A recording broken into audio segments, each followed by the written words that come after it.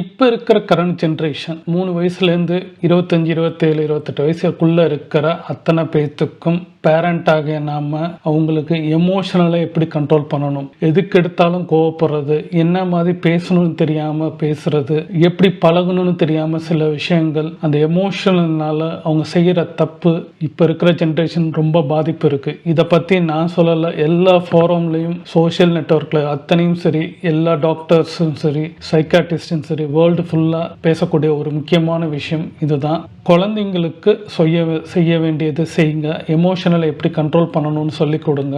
நீங்கள் பேரண்ட் ஆகும்போது இந்த பார்த்துட்டு இருக்கிற 27, 28 வயசு இருக்கவங்க பேரண்ட் ஆகி நீங்கள் உங்களுக்குன்னு கிட்ஸ் வரும்போது அவங்களுக்கு எமோஷனலை கண்ட்ரோல் பண்ணுறதை சொல்லி கொடுங்க. அதை பற்றி தான் இந்த வீடியோ. என் பேர் ஸ்ரீராம். மைண்ட் செட் சம்மந்தமாக பாசிட்டிவாகவும் இருக்கிறது எப்படி, நெகட்டிவ்லேருந்து எப்படி ஓவர் கம் பண்ணுறது, ஓவர் திங்கிங் இல்லாமல் இருக்கிறது எப்படி, என்னோட வாழ்க்கையில் பட்ட அனுபவங்கள், கேட்டது, தெரிஞ்சது, படித்தது பற்றி ராவன் ரியல் கண்டென்ட்டாக நான் போடுறேன். உங்களுக்கு பிடிச்சிருந்தா மாத்திரம் சப்ஸ்கிரைப் பண்ணுங்கள், லைக் பண்ணுங்கள், ஷேர் பண்ணுங்கள், கமெண்ட் பண்ணுங்கள், சப்ஸ்கிரைப் பண்ணுங்கள்.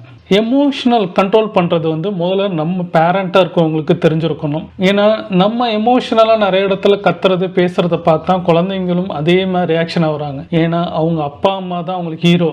ஏன்னா அவங்க பேசுகிறது பண்ணுறது எல்லாமே அவங்களுக்கு ஃபுல்லாகவே ஃபஸ்ட் பர்சன்ஸாக வர்றது அவங்க வீட்டில் இருக்க அப்பா அம்மாவாக இருக்கும். முக்கியமாக அப்பாவாக இருக்கிறவங்க ரொம்ப கோவப்படுவாங்க. அதை பார்த்துட்டு பையனும் சேம் ரியாக்ஷன் பண்ணுவாங்க. ஏன்னா பையனுக்கும் பொண்ணுக்கும் அவங்களுக்கு ஹீரோ அப்பா தான். அப்போ நம்ம எப்படி ரியாக்ட் ஆகிறோன்றதை முதல்ல புரிஞ்சுக்கோங்க. ஏன்னா நம்ம பார்க்குற இடம், போகிற இடம், ஏன்னா பையனை நம்ம கூட்டிகிட்டு ஒரு பைக்கில் வெளியில் போகிறோம், ஒரு முக்கியமான ஒரு பப்ளிக் பிளேஸில் இருக்கிறோம், அங்கே நிறைய பிரச்சனைகள் நடக்கும். அதை நம்ம கேட்குறோன்னு இருக்கும்போது சண்டை ஒரு மாதிரி ரியாக்ஷன் பண்ணுவோம், கத்துவோம், வார்த்தைகள் வேற மாதிரி இருக்கும். அவன் நம்மளை வீட்டில் பார்த்த அப்பா வேற, வெளியில் நடக்கிறது வேற. இந்த மாதிரி அவன் பண்ணும்போது அந்த பிஹேவியர், அந்த எமோஷனல் அவனுக்கு சேம் டிட்டோ ஆட் ஆகும். நம்ம எப்படி ட்ரெஸ்ஸிங் பண்ணுறோம், நம்ம எப்படி பேசுகிறோன்றத அவனுக்கு ஃபஸ்ட் இம்பர்ஸ் ஆகிறது மைண்டில், அவன் சப்கான்ஷியஸ் மைண்டில் போய் ரிஜிஸ்டர் ஆகிறது நம்ம தான். அதுக்கடுத்து தான் படம் பார்க்குறதோ, அதுக்கடுத்து தான் அடுத்தவங்க பேசுறது, அடுத்து தான் சொசைட்டியில் நடக்கிற சில விஷயங்கள் வரும். தவிர ஃபஸ்ட்டு நம்மக்கிட்டேருந்து தான் வரும்.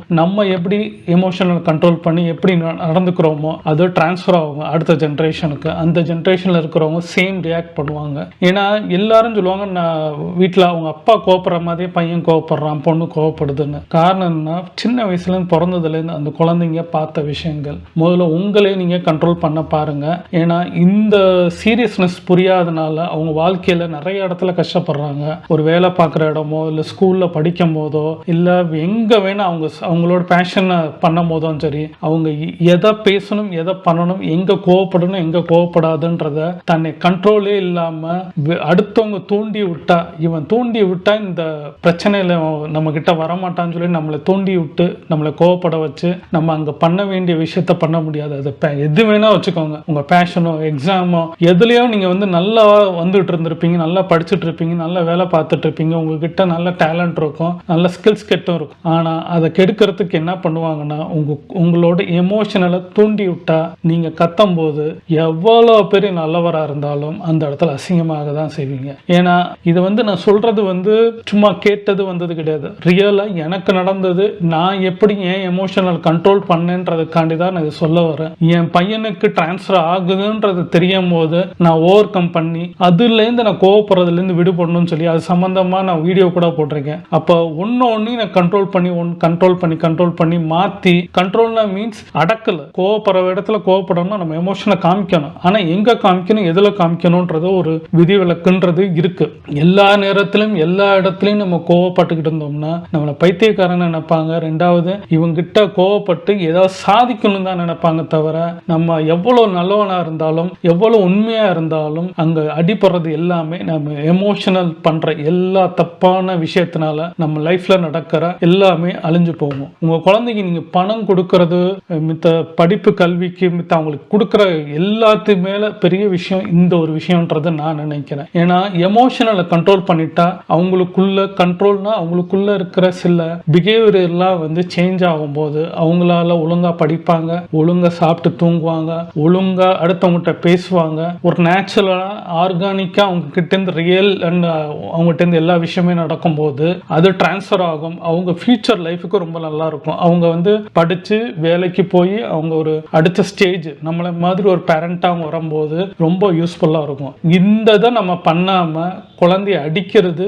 மகா தப்பு. நீங்கள் அடித்து எது சொன்னாலும் நடக்கவே நடக்காது. எந்த குழந்தையும் கோவத்தில் சொல்கிற விஷயங்கள் ஏற்றுக்காது. இது ஒரு எமோஷனல். சேம் டிட்டோ அவன்ட்டு அது அந்த ஹேபிட்ஸ் வந்து ஆட் ஆகும். நீங்கள் நிறைய மூவியோ நிறைய ஸ்டோரியோ நிறைய பேர் விட்டு கேள்விப்பட்டிருந்தது வந்து என்னன்னா, அவங்க அப்பா திட்டினது, அவங்க அப்பா கோவப்படுறது எல்லாத்தையும் பார்த்து அவனுக்குள்ள ஆக்டிவிட்டிஸ் பிஹேவியர் மாதிரி என்ன ஆகுதுன்னா, சில பேர் சூசைட் போயிருப்பாங்க பயந்து. சில பேர் என்ன ஆகுனா சேம் சைக்கோத்தனமாக மாறி இருப்பாங்க. சேம் டிட்டோ அதை என்ஜாய் பண்ணி அதை இன்னொருத்தவங்கிட்ட அப்ளை பண்ணி பார்த்துருக்கும் போது நம்ம பட்ட கஷ்டம் அடுத்தவங்க கஷ்டப்படணும்னு நினைச்சு சில பேர்லாம் பண்ணுவாங்க. இந்த ஹேபிட்ஸ் எல்லாம் சைக்காலஜிட்டா வந்து டேர்ன் ஆகிட்டே இருக்கு.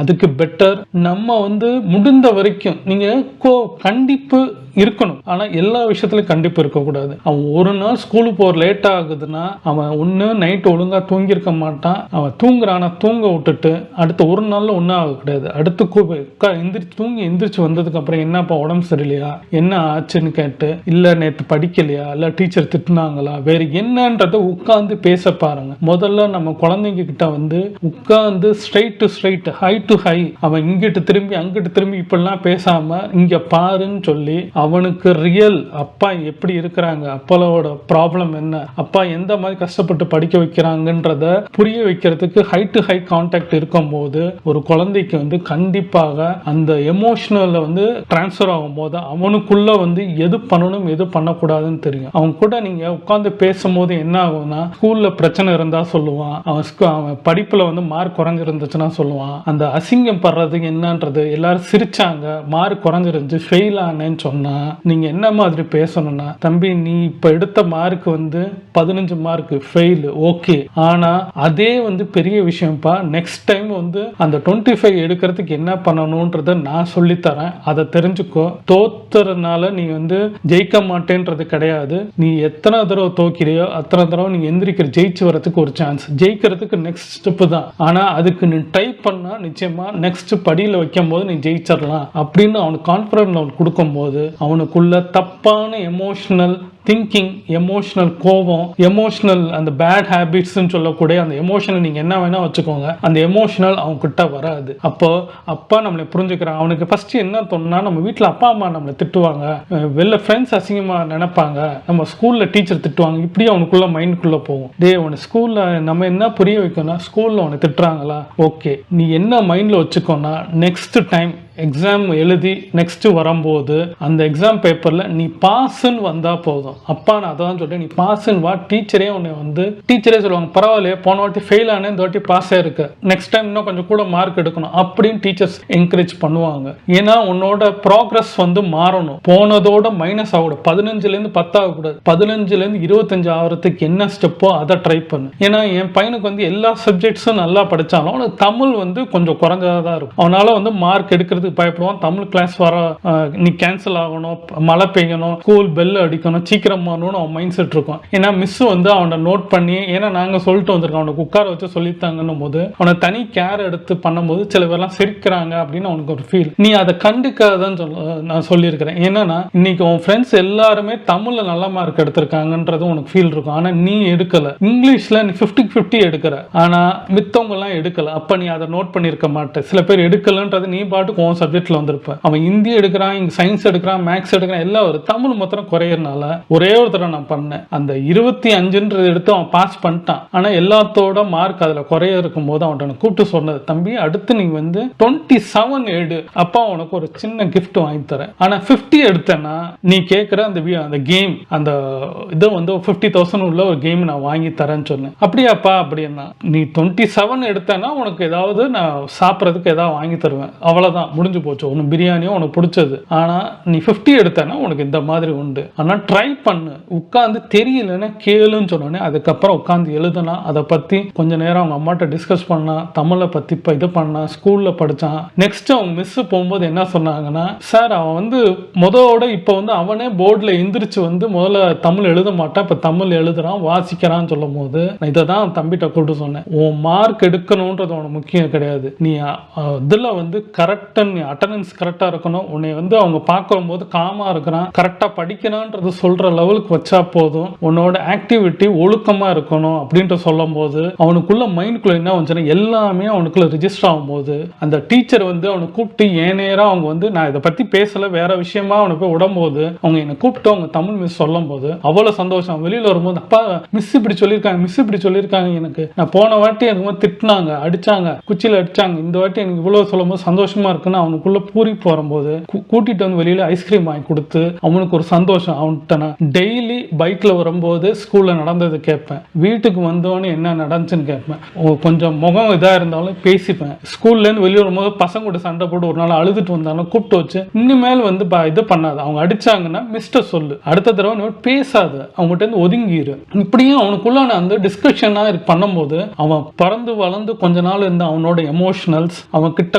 என் கிட்ட கோவப்பட்டது, வெளியில கோவப்பட்டது எல்லாமே போக போக போக அவனுக்குள்ள புரிய வைக்கும் போது என்ன ஆகுதுன்னா எது எந்த நேரத்தில் அவன் கோவப்படணும், எதை பேசணும், எப்படி இருக்கணும், அதை வந்து அவனை கொஞ்சம் கொஞ்சமா நான் சொல்லி சொல்லி சொல்லி பண்ணும்போது அவன் இப்ப 100% நான் சொல்ல மாட்டேன், ஒரு முதல்ல வந்து 15 இருந்த இடத்துல இப்ப 75-80 கிட்ட போயிட்டு இருக்கான். இன்னும் கொஞ்ச நாள்ல நான் என்ன எதிர்பார்க்கிறேன்னோ அந்த இதுக்கு வந்து அவன் ஒரு கேரி ஃபார்வர்ட். இப்ப 4ஆவதுல இருக்கிறான், எப்படினாலும் 10th வரும்போது அவன் 100% அவனுக்குள்ள வரும். மார்க் ரொம்ப முக்கியம் கிடையாது, ஆனா டிசிப்ளின் ரொம்ப முக்கியம். டிசிப்ளின் நல்லா இருந்துச்சுன்னா நீ படிப்பை நல்லா படிக்க ஆரம்பிச்சுன்னு சொன்னப்ப இந்த தடவை அந்த A+ சொல்லி அந்த கிரேடுன்றது எடுக்கிறதுல அவன் மேக்சிமம் ஒரு 2 சப்ஜெக்ட் தரும், எல்லா சப்ஜெக்டும் A+ எடுத்துட்டான். எக்ஸலண்ட்ன்றதுக்குள்ள வந்தோடனே அவனுக்கு ஒரு ஹாப்பி. ஏன்னா முன்னாடி இருந்ததுக்கு இப்ப இருந்ததுக்கு அவன் சேஞ்சஸ் அவனுக்குள்ளே தெரியுது. உங்க கிட்ஸ உங்க குழந்தைய வந்து நீங்க எவ்வளவு சொத்து வேணா சேருங்க, ஆனா சொத்து இல்லைன்னா கூட கவலைப்படாதீங்க.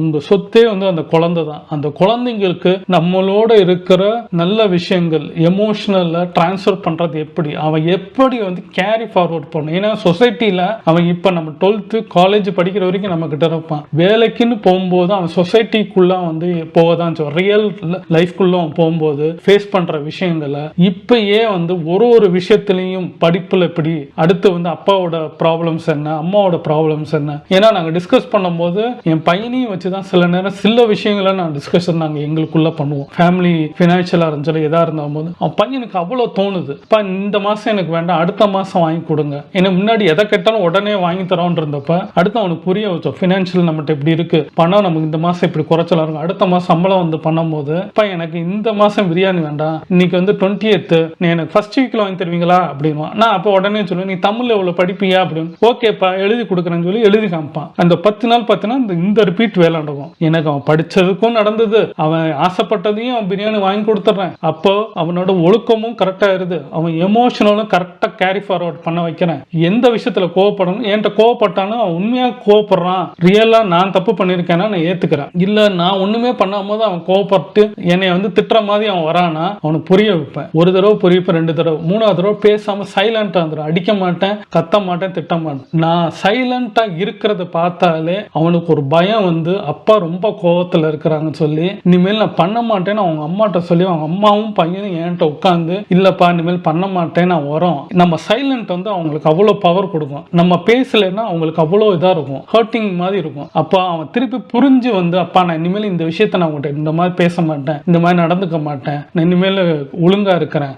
அப்போ அவனுக்கு வந்து திருப்பி திருப்பி டீச் பண்ணிட்டே தான் இருக்கணும். கண்டிப்பா ஃபர்ஸ்ட் ஒன்று தெரிஞ்சுக்கோங்க, பேரண்ட் தான் டீச்சர்ஸ், பேரண்ட் தான் ஹீரோ. அடுத்து அவங்க ஸ்கூல்ல இருக்க டீச்சர்ஸ் வந்து சப்ஜெக்ட் ஓரியன்ட் வேற, ஆனா மித்த எல்லா விஷயத்திலும் நம்ம வந்து டேக் கேர் பண்ணணும். ரோட்ல எப்படி வந்து டிரைவிங், நான் பைக் ஓட்டுறத அவன் பாக்குறது, அந்த ஸ்பீடா மீட்டர் பின்னாடி உட்காந்து பாக்குறது, அப்புறம் எப்படி நான் பிரேக் போடுறேன், சிக்னல் எப்படி ரியாக்ட் பண்றேன், எப்படி அதை ஒபே பண்ணி போறேன், எந்த மாதிரி ரெட் வந்ததுக்கு அப்புறம் எல்லோ வரும்போது ஸ்டாப் பண்றேன், இப்படி அடுத்தவங்ககிட்ட எப்படி ரோட்ல பேசுறேன்றத முன்னாடி நான் செஞ்ச தப்ப இன்னைக்கு வந்து ரோட்ல யாராவது செல்போன் பேசிட்டு போனா நான் திட்டுவேன், இல்ல அவங்க தப்பா ரூல்ஸ் கிராஸ் பண்ணா கத்திட்டு போவேன். இப்ப அதெல்லாம் பண்றது கிடையாது. ஆல்மோஸ்ட் இது 3 to 4 இயர்ஸ் வந்து இது வந்து ஸ்டாப் ஆனதுனால இப்ப என்னோட மைண்ட் செட் என்ன இருக்குன்னா, நான் செய்யறதை பார்த்து அவனும் அதாவான்னு தெரிஞ்சோன்னு இப்ப விட்டுட்டு இப்ப ரொம்ப காமா போவேன். என் வைஃபும் சொல்லும் போது நீங்க ரொம்ப கொஞ்சம் ஓரளவுக்கு சேஞ்ச் ஆகிட்டே இருக்கீங்க, ரோட்ல எது நடந்தாலும் சில விஷயங்கள் ரியாக்ட் ரியாக்ட் பண்றது இல்லை. ஏன்னா என்னைய நான் பார்த்து கரெக்டா இருந்துக்கிட்டேன்னா மித்தவங்க வந்து அவங்க லைஃபை கரெக்டா இல்லைன்னா என்ன ஆகும்? அவங்க வீட்டுக்கு தான் பாதிப்பு, அவங்களுக்கு தான் ஏதோ ஆக்சிடென்ட் ஆகலாம், இல்ல அவங்க என்னை விட்டுட்டு ஒரு போலீஸ்ல போய் மாட்டலாம், இல்ல என்ன வேணா போன் அப்படியே தலைகீழ வச்சுக்கிட்டே போறது இருக்கும். இதை பத்தி இன்னொரு வீடியோ நான் போனேன்னா, இந்த போனை வச்சுக்கிட்டு பைக்ல வீட்டுல இல்லாத போனை வச்சு பேசிட்டு போறது, ரூல்ஸ் அண்ட் ரெகுலேஷன் ரெகுலேட் பண்றதை வந்து நிறைய பேர் பண்ணிட்டு இருக்கிறாங்க. அப்போ நம்ம மைண்ட் செட் வந்து கரெக்டா இருக்கணும். நம்ம இதை டிரான்ஸ்ஃபர் வந்து சொத்து பத்து கொடுக்குறோமோ இல்லையோ, நம்ம எமோஷனலை கரெக்டா டிரான்ஸ்ஃபர் பண்ணுங்க. அது எப்படி கண்ட்ரோல் பண்ணணுன்றதை கற்றுக் கொடுக்கறதுக்கு ட்ரை பண்ணுங்க. முதல்ல நீங்களும் இருந்துட்டு பையனுக்கு கற்றுக் கொடுங்க. நீங்க ஒழுங்கா இல்லைன்னா பையனுக்கு டிரான்ஸ்ஃபரே ஆகாது, குழந்தைங்களுக்கு டிரான்ஸ்ஃபரே ஆகாது. நீங்க பேரண்ட் ஆகும்போது அந்த பாதிப்பு உங்களுக்கே தெரியும். முதல்ல நீங்க சேஞ்ச் பண்ணுங்க. அடுத்து கிட்ஸை சேஞ்ச் பண்ணீங்கன்னாலே உங்க ஃபேமிலி மொத்தம் அடுத்து வர ஜென்ரேஷன் இது டிராவல் ஆகிட்டே இருக்கும் போது, நம்ம இல்லாத காலத்திலையும் வரலாறுல நிச்சயமாக எங்க அப்பா எனக்கு சொன்னாங்க, தாத்தா அப்படி சொன்னாங்கன்னு சொல்லி அது ஒரு 3வது ஜென்ரேஷன்ல இருந்து போகும்போது, அந்த 3வது ஜென்ரேஷன் அடுத்தது டிரான்ஸ்ஃபர் ஆகிட்டே இருக்கும்போது, நம்ம ஒரு ஃபேமிலி வந்து சேஞ்ச் ஆகும்போது இதை பார்க்குற இன்னொரு ஃபேமிலி சேஞ்ச் ஆகட்டும், அடுத்து சேஞ்ச் ஆகும்போது நம்மளோட பாசிட்டிவ் எனர்ஜி எல்லார்ட்டையும் போய் சேரும். இதை ட்ரை பண்ணி பாருங்க. சின்ன விஷயம், ஆனா இது தொலைநோக்கோட பார்வை, எல்லாரோட ஹெல்த் வெல்த்துக்கு அடங்கின விஷயங்கள். ட்ரை பண்ணி பாருங்க.